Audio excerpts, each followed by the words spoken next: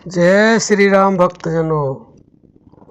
प्यारे भक्तों, एक कमेंट आया है कि अजपा जप का अभ्यास कैसे करें, कोई संकेत दें। भक्तों, अजपा जो जाप है उसका अभ्यास करने की आवश्यकता नहीं, क्योंकि पहले आप यह जान लें कि अजपा का मतलब है जो जपा ना जा सके। जो जपा ही नहीं जा सकता उसको कैसे जप सकते हैं, तो उसका अभ्यास कैसे होगा। यह प्रश्न थोड़ा उल्टे तरीके से पूछा गया।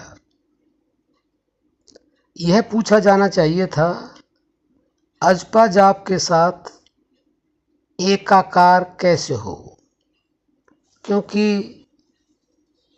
अजपा जाप ही हमें उस दिव्य तक पहुंचाने की एक सीढ़ी है।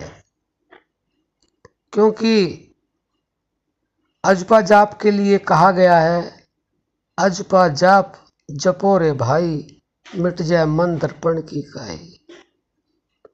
मन के ऊपर जो मैल जमा हुआ है वह अजपा जाप से ही मिटता है। लेकिन अजपा जाप किया नहीं जाता है, वह स्वयं में स्वयं हो रहा है और मृत्यु पर्यंत होता ही रहता है। जैसे ही बच्चे का जन्म होता है, अजपा जाप जन्म होते ही शुरू हो जाता है, और मृत्यु जब आती है उससे पहले तक अजपा जाप चलता ही रहता है, कभी रुकता नहीं। उसके अंदर निरंतरता है, वह किसी भी समय रुकता ही नहीं। वैसे तो सूक्ष्म रूप से कहा जाए तो वह मृत्यु के बाद भी नहीं रुकता है, क्योंकि उसके अंदर ही परम शक्ति परमात्मा छुपा हुआ बैठा हुआ है। तो जब अजपा जपा नहीं जा सकता तो फिर उसको कैसे हमें अभ्यास में लाया जाए। तो अभ्यास में तो नहीं लाया जा सकता, लेकिन हाँ, उसके लिए एक संकेत है कि जो अजपा जाप है वह श्वासों का आना और जाना, श्वास लेना और श्वास को छोड़ना, वह अजपा जाप कहलाता है। बस हमने करना क्या है, आपने अपने मन को उसके साथ जोड़ना है। श्वास आ रही है, श्वास जा रही है, बस आपने बस इतना ही कार्य करना है।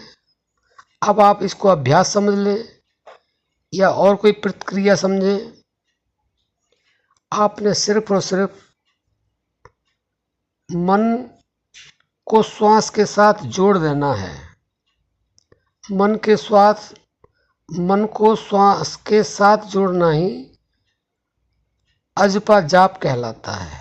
अगर आपने अपने मन को श्वास के साथ जोड़ दिया तो आपका जप उसी समय शुरू हो जाता है। जिस समय आप श्वास के साथ अपना मन जोड़ देते हैं, उसी क्षण आपका जो अजपा जाप है वह शुरू हो जाता है। यानी कि सीधी भाषा में कहा जाए तो आप ये समझें कि आपका अजपा जाप हो रहा है। इसीलिए तो नानक जी ने भी बड़े स्पष्टता से कहा कि उठत बैठत सोवत जागत नाम, सद भय तिन के सब काम। जो अजपा जाप करते हैं, यानी कि करने का मतलब यह है, जो श्वासों के साथ अपने मन को जोड़े रखते हैं, उनके सारे कार्य अपने आप बनते हैं, बनाने नहीं पड़ते, क्योंकि श्वासों के अंदर ही परमात्मा लय है। इसलिए उन्होंने केवल 4 प्रक्रियाएं दी। आप दिन में कितने बार उठते हैं और चाहे कितने बार बैठते हैं, उठते समय श्वास को मन से देखो, बैठते समय श्वास को मन से देखो, सोते समय आप श्वास को मन से देख करके सोएं, और सुबह जब आप बिस्तर से उठें तो उठते ही सबसे पहले आपका यह काम होना चाहिए कि आप मन से श्वास को देखें। तो समझ लो आपका अजपा जाप निरंतर हो जाएगा। और जिसका निरंतर हो जाता है उसे फिर कुछ चाहिए नहीं, उसको सब कुछ अपने आप मिलना शुरू हो जाता है, उसकी इच्छाएं सारी अपने आप पूरी होती हैं। और अंत में जिसकी हमें इच्छा होती है परम तत्व को मिल जाने की, परमात्मा के साथ लय हो जाने की, क्योंकि सारा जीवन में वो कार्य करेंगे तो प्राण छोड़ते समय जब हमारी श्वास बंद होगी तो हमें वही ध्यान रहेगा, वही याद आएगा, हमारा मन उस श्वास को आती जाती को देखेगा, तो समझ लो उसको मोक्ष की प्राप्ति अवश्य होगी। तो प्यारे भक्तों, हम आशा करते हैं कि आप समझ गए हो। हम आपसे अनुरोध करते हैं कि जो भी हम वीडियो आपको सुनाते हैं, बनाते हैं, उनको अपने साथियों के साथ शेयर अवश्य करें कि हो सकता है आपका विचार हमारी वीडियो पर न टिकता हो, हमारी वीडियो अच्छी ना लगती हो सकता है कोई और व्यक्ति, मनुष्य ऐसा हो जिनको हमारी वीडियो अच्छी लगे, हमारे विचार अच्छे लगे, अगर वो अपने जीवन में उतार लेंगे तो हम समझेंगे हमारा ये उद्देश्य पूरा हो गया जो हम वीडियो बनाते हैं। अब हम अपनी वाणी को विश्राम देते हैं। जय श्री राम।